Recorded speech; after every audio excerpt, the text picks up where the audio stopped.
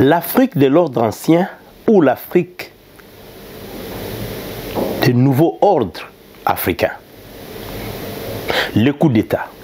Coup d'État au Mali, coup d'État Burkina Faso, coup d'État, voire même les semblants de coups d'État qui se passent partout au monde, dans des pays respectés, respectables, les pays qui jadis, les gens couraient sur des avenues pour dire « vive la démocratie, la démocratie ». Vous vous rappellerez, vous tous ceux-là qui nous suivent, savent que le vent de la perestroïka a libéré l'esprit des peuples. Le peuple ont décidé de s'assumer. Les peuples ont dit nous devons élire nos dirigeants. Les peuples ont dit nous devons rejoindre le nouveau ordre, c'est-à-dire les élections libres, démocratiques et transparentes. Le peuple avait été fatigué des régimes des hommes forts, les régimes qui ne finissent pas, presque des royaumes. Mais finalement, le peuple a dit nous en avons marre.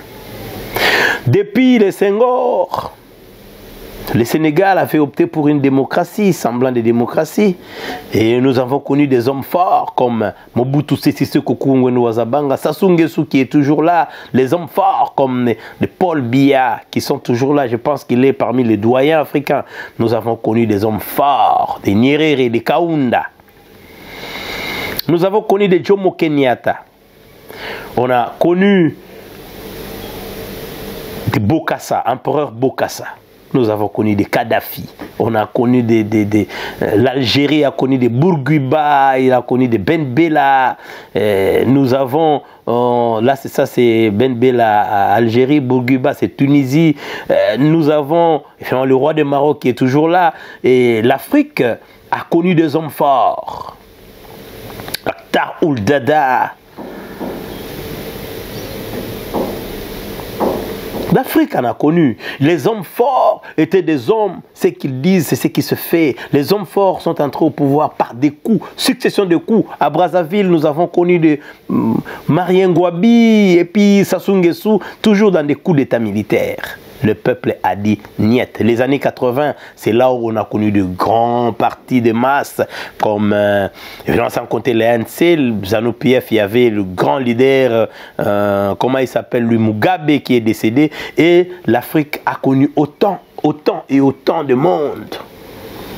Des hommes qu'on appelle des hommes forts. Les Africains ont dit non aux hommes forts. Il y a eu des manifestations partout. Les Africains ont dit nous devons finalement entrer dans l'ordre nouveau. Mais qu'est-ce qui se passe aujourd'hui? Parce qu'aujourd'hui nous parlons maintenant des coups d'État. Aujourd'hui, le peuple commence à applaudir les coups d'État. On a vu au Mali, le Mali c'est l'exemple le plus frappant où le peuple dit nous allons nous battre, mais pour que notre ordre nouveau puisse entrer, l'ordre nouveau, nous sommes rentrés dans les hommes forts. C'est-à-dire, il faut que ça cesse. Ceux-là à qui les Africains ont mis leur espoir, ceux-là à qui le peuple du monde africain ont dit, venez, nous allons vous élire. Ceux-là qui ont vécu avec le peuple, ceux-là qui ont passé leur temps avec le peuple, ils ont souffert avec le peuple, semble-t-il. Aujourd'hui, au pouvoir, le peuple est déçu. Il faut maintenant dire que fini les élections en Afrique. Pourquoi élire un président et finalement, quelque temps on le renverse et le même peuple qui a élu ce président voudrait encore, commence encore à applaudir le bourreau qui vient d'arriver, s'il faut l'appeler le bourreau. Pourquoi les Africains commencent à se comporter de la sorte? Pourquoi les coups d'État deviennent quelque chose à réfléchir? Or, on ne pouvait pas réfléchir. D'ailleurs, les sanctions sont là. On a sanctionné le Mali, le peuple s'en fout. Ils disent que non, non, non, non. Nous avons pensé que le président qui était au pouvoir, qui est venu par les élections, qui a été avec le peuple, les partis des masses ont déçu. Aujourd'hui, nous parlons de la République démocratique du Congo, par exemple, où l'UDPS qui était très longtemps le parti qui a mouvé, qui a bougé le peuple, et aujourd'hui au pouvoir, qui ne pense pas qu'il faut y avoir un coup d'État pour que les choses changent. Pourquoi les Africains commencent à applaudir les coups d'État au Mali, partout, ces militaires, que moi j'appelle souvent des petits militaires, qui sont devenus des généraux après un coup d'État, aujourd'hui des militaires bien formés. Ce n'est plus des militaires comme les militaires d'antan. Ce sont des militaires très bien formés dans des grandes écoles de guerre, de la France surtout. Aujourd'hui, ils décident de faire des coups d'État, de changer l'ordre. C'est-à-dire nous rentrons encore dans les hommes forts. Fini les élections, bien sûr, en Afrique, parce que si on commence à applaudir quelqu'un qui vient de faire un coup d'État à celui qui a été élu, ça a un problème déjà. Mais maintenant, la grande réflexion serait, pourquoi cette réaction de la population africaine?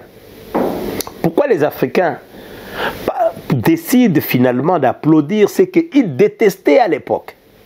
Les gens vont dire, le peuple africain n'a jamais été assez, ils ne connaissent pas ce qu'ils veulent. Mais non, c'est parce que vous qui êtes au pouvoir par des élections, vous n'avez pas résolu le problème. Vous les avez plutôt enfoncés.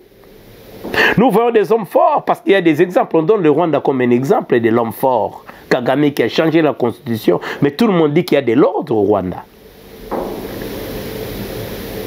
Donc il y a des exemples comme ça. Comment est-ce que l'homme fort, qui ne peut passer par les élections, un général, un colonel, un major, décide tout simplement de prendre le pouvoir et il est applaudi par la population. C'est applaudi comme des libérateurs. C'est parce que le peuple en a marre. Le peuple a longtemps souffert avec les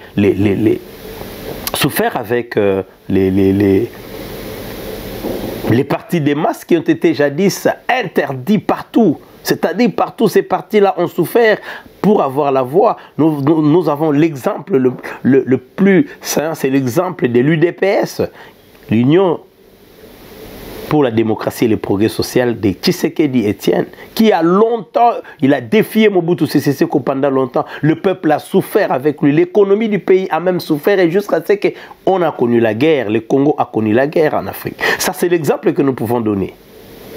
Mais aujourd'hui, quand ces partis-là prennent le pouvoir par les élections, le peuple est soulagé, le peuple dit oui. Mais allez voir ce qui se passe. Allez voir ce qui se passe. Le peuple est déçu. Et c'est pour dire que le peuple accepterait tout. Si vous ne pouvez pas, le peuple d'hier n'est pas le peuple d'aujourd'hui. Le peuple d'aujourd'hui commence à s'en foutre. Élection ou pas élection, nous avons besoin de celui qui fait ce que nous voulons. Est-ce que les aspirations du peuple, est-ce que les besoins du peuple, est-ce que les demandes du peuple sont entendues? Est-ce que quelque part, il y a les problèmes du peuple? Les peuples sont là. Les problèmes qu'ils avaient à l'époque des hommes forts, ils en ont encore aujourd'hui avec les hommes de la démocratie.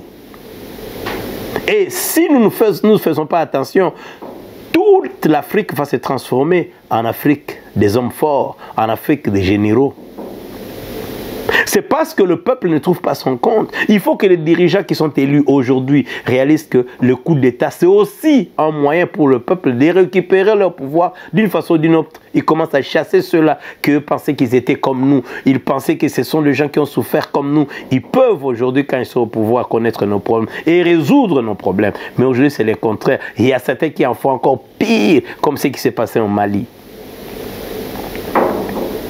Des présidents élus avec pompe, les gens qui étaient longtemps dans l'opposition, les gens qui incarnaient les aspirations du peuple. Mais aujourd'hui, ces gens-là, au pouvoir, ils veulent renforcer encore leur pouvoir. Ils veulent ramener le peuple vers le temps ancien.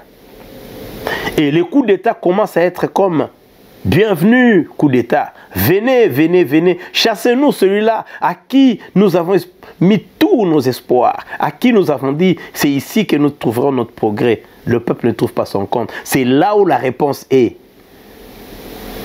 Est-ce que nous faisons ce que nous avons dit au peuple? On ne fera pas tout, bien sûr. Mais regardez les comportements que nous avons au pouvoir. Est-ce que c'est le même comportement que ce peuple a connu? Vouloir ou pas, le peuple va réclamer toujours. Même si vous venez d'un coup d'État, même si on a l'exemple des hommes forts, comme j'ai dit Kagame, à l'époque, nous connaissons Kadhafi. Il y a des hommes forts qui arrangeaient leur pays. Le problème des Africains, ce n'est pas les élections, ce n'est pas le nombre de cycles électoraux. Le problème dans un pays, c'est est-ce que les demandes, les aspirations, le problème du peuple est résolu. Le coup d'État commence à paraître comme un moyen de chasser celui-là qui ne fait pas les aspirations du peuple, celui qui ne répond pas aux questions que le peuple se pose. Maintenant, beaucoup ont peur de dire que nous aimons ou nous n'aimons pas. Beaucoup de journalistes disent qu'on ne peut pas dire que nous aimons le coup d'État, nous sommes contre le coup d'État. Mais moi, je dis toujours, nous devons être pour les aspirations des populations africaines. Qu'est-ce que le peuple africain veut? Le peuple africain veut l'école, l'éducation de leurs enfants, la santé, qu'on évite de dépenser l'argent dans la santé, dans les hôpitaux, ailleurs. Le social. Ce n'est pas seulement toi qui fêtes, toi qui étais avec eux, qui marchais à pied avec eux, qui déclarait, qui dénonçait le mal. Et ce même mal t'engloutit. L'Afrique va changer. L'Afrique, ce n'est plus l'Afrique des coups d'État, mais c'est l'Afrique des coups de peuple. Ce sont des coups que le peuple attend dans beaucoup de pays. Je peux citer beaucoup de pays. Si on fait Sassou Nguesso aujourd'hui un coup d'État, le peuple du Congo-Brazzaville sera content. S'il y a un coup d'État au Congo-Kinshasa, beaucoup de Congolais seront contents. S'il y a un coup d'État aujourd'hui, dans des pays comme la Côte d'Ivoire, beaucoup d'Ivoiriens seront contents. Et beaucoup comme ça, on citera tant de pays plein, même en Algérie, même au Maroc, si le roi est parti aujourd'hui par un coup, il y aura des fers sur la rue. Parce que les hommes qui étaient censés justement apporter le message de leur peuple, travailler pour le peuple, faire le bien-être là-bas, ils ont imité celui-là qui, un matin, eux aussi, étaient contre. Et aujourd'hui, le peuple opte pour le coup d'État. Nous appelons ça le coup de la population africaine. La population africaine veut se libérer de tout. Se libérer des présidents élus, mais qui ne font pas le travail comme il faut, qui ne répondent pas aux questions, aux problèmes des citoyens. Ils ont dit, vous partez, nous acceptons n'importe qui au pouvoir, pourvu qu'il fasse même à 60%, comme nous disons toujours, le président qui fera 50%, qui donnera même 50% des revenus du peuple, des revenus du pays au peuple, ce président-là sera beaucoup apprécié. Le pays appartient à tous. Les coups d'État, on en parlera encore. Merci et à la prochaine.